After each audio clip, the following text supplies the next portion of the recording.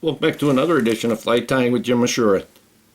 Today we're going to tie a game changer, and I'm going to show you how the original game changer and what parts you need for the original game changer. Then I'm going to show you how I make them also.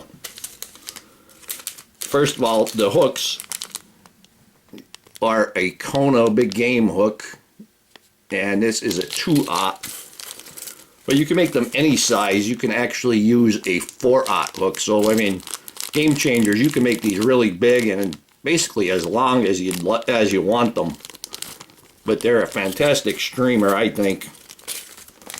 Put it this way, the first game changer I made, I ran down across the street just to see how it would swim, and I caught a 15-inch brownie on it.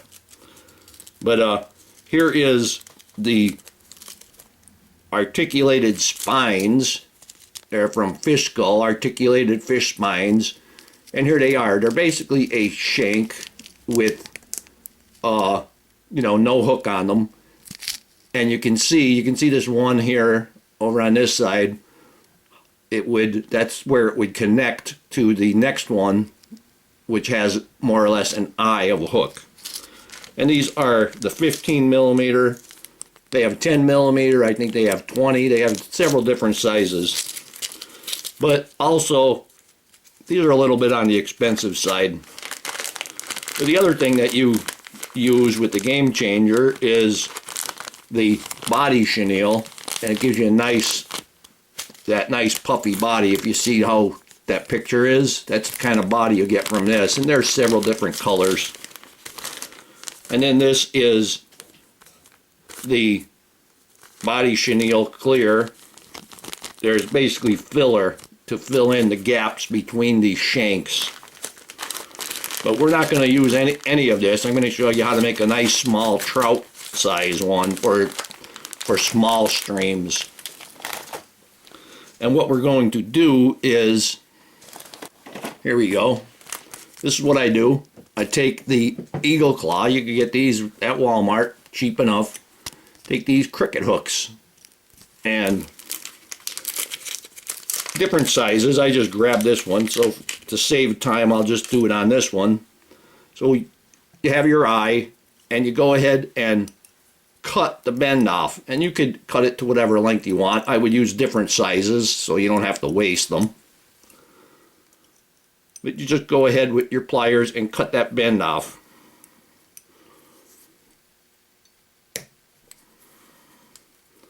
They come off easy enough. So there is my first shank, or I'm not actually going to use this. I have a couple of them already cut.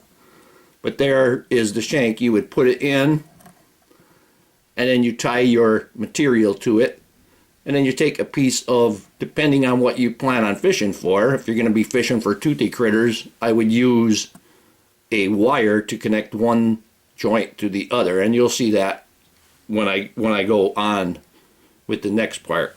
But you just cut these, and you'll cut smaller ones. Let's just say, for instance, this is about the 15 millimeter size. Got a thread in there too. That's about the 15 millimeter size. But you want to do a small one and then larger ones as you're going up, and you'll get that nice taper on that fish. And so here is just a tail section that I made. We have a tail, and for the tail you can use a piece of Marabou. And what I used for the body, this is craft fur. Make a dubbing loop and use the craft fur, and then you can shape it just the way you want. So I'm going to use this tail section, but I'm going to go on to the next one. Okay, now I'm going to take my tail section, because this is going to be a small trout one. I'm just going to use, I have some, this is an 8-pound monofilament. It's like spider wire, I think. So I'm going to just cut off a piece of that. You know, you get those big giant spools, so it doesn't really matter how long this piece is. I'm going to thread the tail section.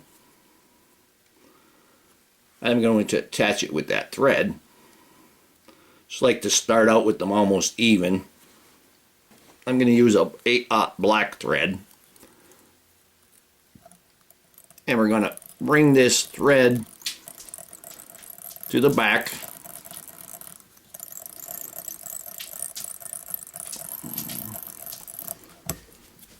Now, if this was the first one in the tail section, I would take a small piece of Marabou and tie it in right there. Now I'm going to take that tail, and what I do is I basically get the eye of the tail section into, just about into the vise itself. It's going to be pretty close in diameter to the hook shank that's already in there. We're going to tie that in. I'm going to pull it a little bit closer. So now we're just going to run our thread up.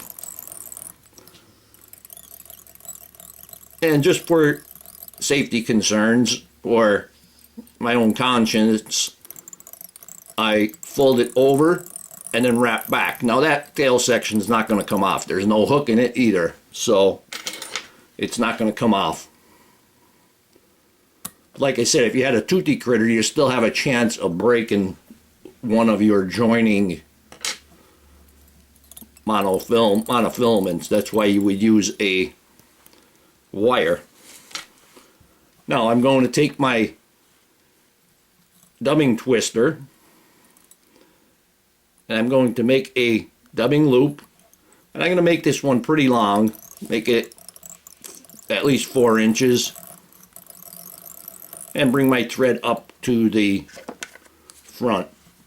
I'm going to take my beeswax and I'm going to wax that thread. This is in a chapstick. It's not actually a chapstick. It's 100% beeswax. And I just push the thread in with my other finger. And a quick tip on the craft fur.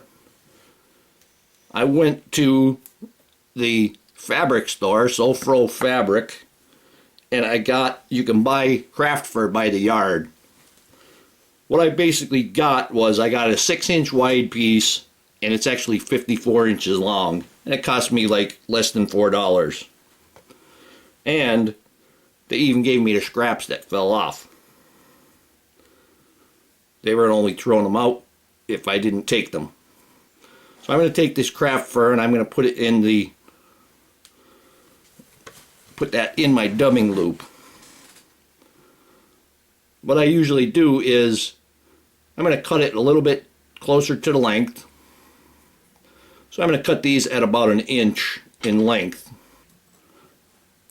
I'm going to open up my dubbing loop and I'm going to put the craft fur in there. I bunched it all up together.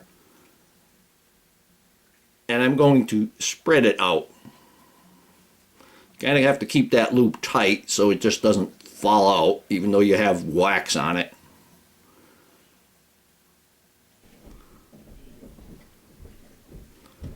Now basically what I'm going to do is just spin it. I'm going to hold the thread, spin that dubbing loop, and then hold it tight, let go of the thread, and there it is, nice and spun.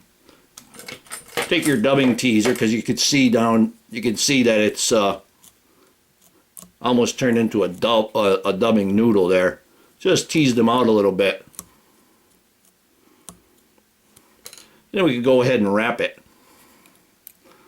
I like to keep it a little bit longer on the end here, and that's going to help hide the joint. But when it's in the water and swimming, that joint is not a problem. Even if you see it, it's not a problem. I just kind of stroke it towards the rear as I'm going.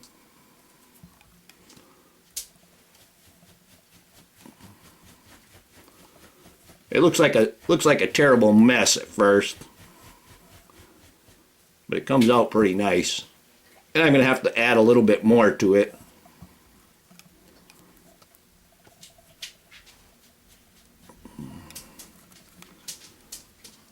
Now I can either make a new dubbing loop, or I could back off the twist on that. I'm going to make a new dubbing loop.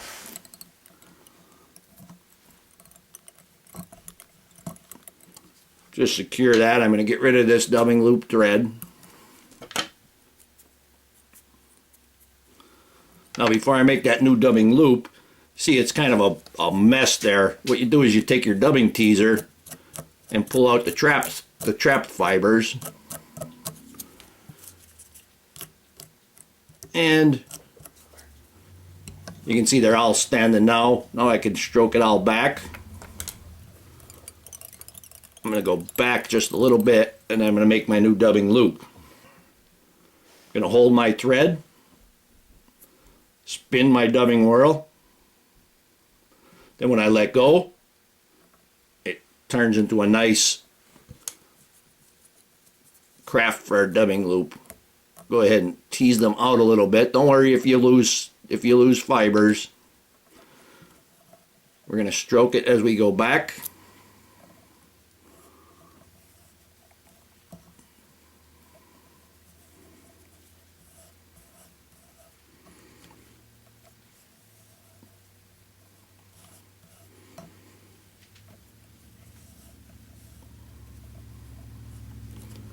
And when I get to the top here, I'm going to tie that off. You can see it's kind of all knotted together, like knotted up hair. Gonna clear my eye there, put a few wraps in front. I'm gonna go ahead and remove my dubbing loop once again. Put that on the side. Give it a whip finish.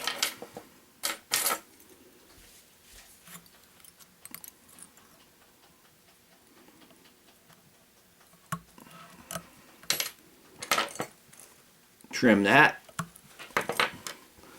Gonna put a little bit of head cement on there. Clean my brush off. Stroke that clear. There we go. That head cement on there. Now I'm not going to brush it out yet. I'm just going to go right to the next one. So I'm going to take this out.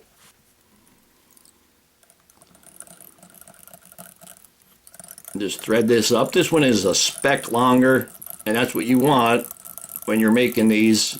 You know, you start out, you maybe do 2 10s and then like 3 15s. So there's 5 sections, and then you do the hook, and that's a nice size game changer right there. Now I'm going to take my previous section, going to place that in there and put that eye right up to that, and secure that. You could actually pull it a little bit to get it to the length you want. And then go ahead and wrap it forward, fold it over, and wrap back on it. And then you can trim that excess. These are actually pretty easy to make, but they're time consuming because depending on how long it is, like this one, it'll be like making 1, 2, 3, 4 different flies. After this one, I'm going to put the hook on. I'm going to bring my thread back. Going to make my dubbing loop.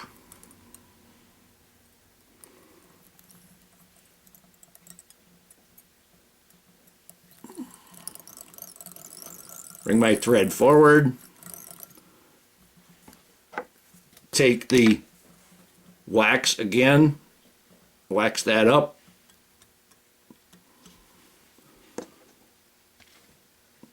And you can actually make these game changers with hackle. If you have a nice soft hackle, like a woolly bugger hackle, you want to make this, make the tail section with smaller, and then just build up, go higher, go bigger and bigger with the hackles. There, I have a good section here, and I actually left those ones long so that I can get that one piece to hide the joint. The back part there to hide the joint. I'm going to put it in the dubbing loop. I'm going to spread it out. This is probably the hardest part, is spreading it out without pulling out too much of it. Once again, I'm holding the thread and I'm going to spin my dubbing whirl.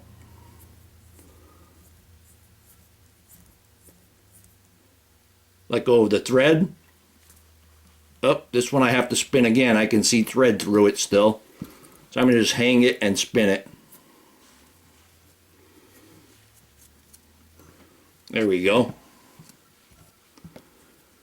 Going to take my dubbing teaser, get those hairs pulled out.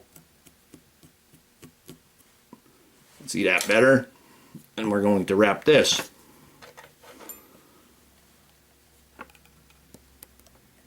And we wrap it close. There, I'm at the material, so I'm going to start stroking it towards the rear.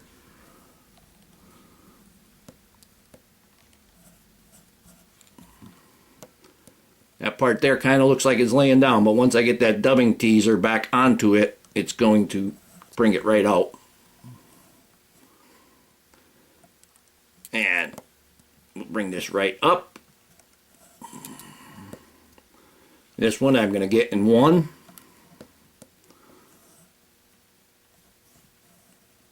Move that all to the back. One last wrap. There we go. We'll just tie that off right there. I get about 3 wraps on there, and then I'm going to cut it. I don't want to let go of the dubbing loop yet. And I'm going to use my scissors because I got a lot of fur in there. Now we're going to go ahead and take the tie off the head, more or less.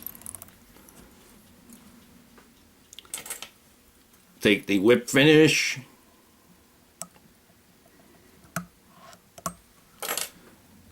If you're really ambitious, you can actually make these out of deer hair, spun deer hair.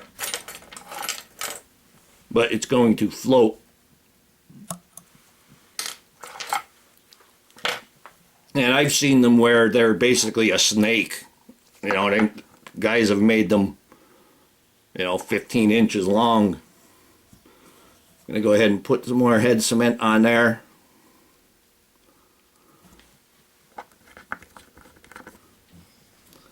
Now I'm going to take a hook, and basically you want a nice short stout hook. Octopus hooks work great. I'm going to use a 3.5mm tungsten bead. I'm going to put that on my hook, give it the weight. And once again, I'm going to get the base of thread down.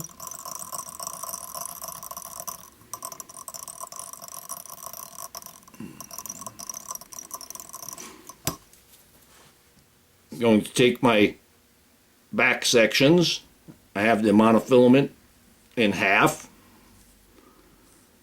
and you kind of want to look at it and see which way it's going to ride, so you have a pretty good section there. We're going to secure this. Now you can do something like putting a bead on there between this joint and the hook, but in general it's not done. So I got it there nice and tight. I'm going to secure that section in. I'm going to use the Game Changer chenille on this last section. So I'm just going to take a piece that is about maybe 5 inches or 6 inches. Going to, just like you would with any chenille, I'm going to expose that thread. Bring my thread to the rear again. I'm going to tie that in with that exposed thread. And then bring my thread up to the top. And now we can wrap this.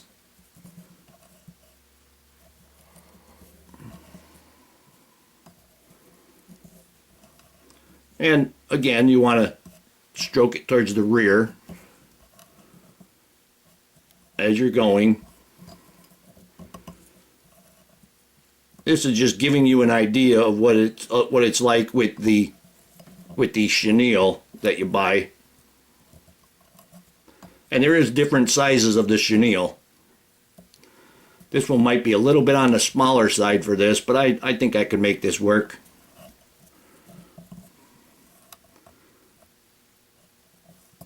Just keep stroking the fibers back as you go. I'm going to put my hackle pliers on this. It's getting a little bit tight. I still have 2.5 inches to go. But it's getting a little bit tight.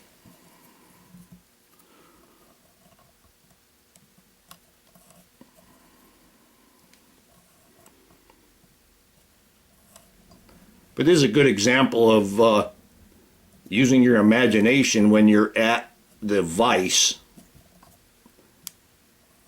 And I'm in no way taking credit for this. This is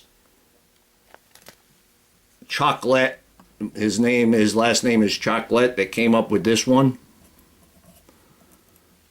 And he used his imagination and came up with a really good fly. Okay, so I'm tight on there now. I'm going to tie that in.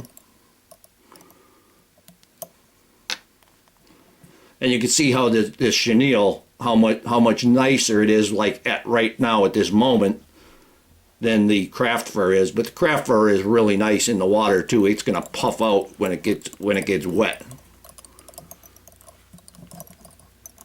So either way is really, really good. I go ahead and trim this last piece off.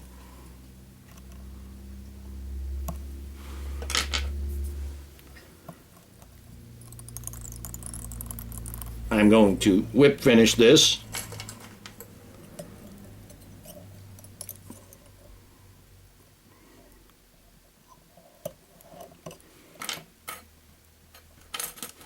Go ahead, trim that off. I'm going to put some head cement on there.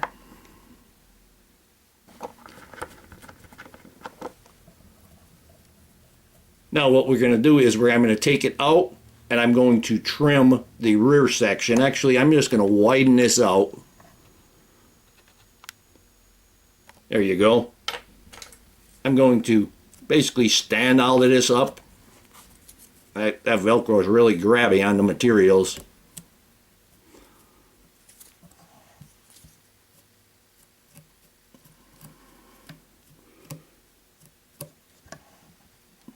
I'm just going to give it a bit of a haircut here. And you want to kind of taper it towards the back.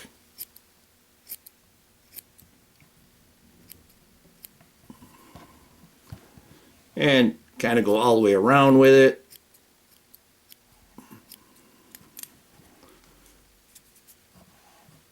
Pull that to the side.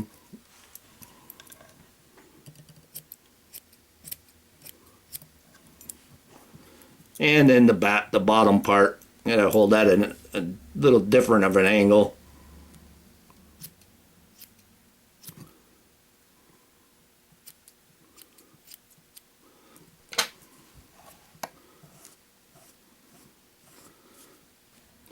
I'm going to take my 4mm, I'm going to put it on my bodkin needle. I'm going to take a little bit of super glue. And hopefully this super glue bottle has been squirting too much out. Hopefully I'll get it. And I want to try to get that more or less a little bit on towards the top side, because I don't want to take any out of the gap.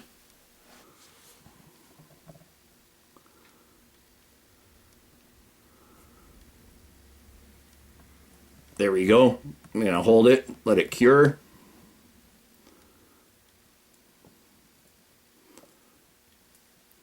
There, that's in there. I'm actually going to take a marker and mark this. Here we have a small trout game changer. Hope that you learned something from this video. Hope that you would subscribe to my channel. Please refer me to your friends. Please visit my sponsors and let them know I sent you. If you'd like to purchase anything, any flies from me, go to etsy.com/shop/theflymanjim. And if you don't see it, just send me a message and we'll figure it out together. And most of all, thank you very much for watching my videos.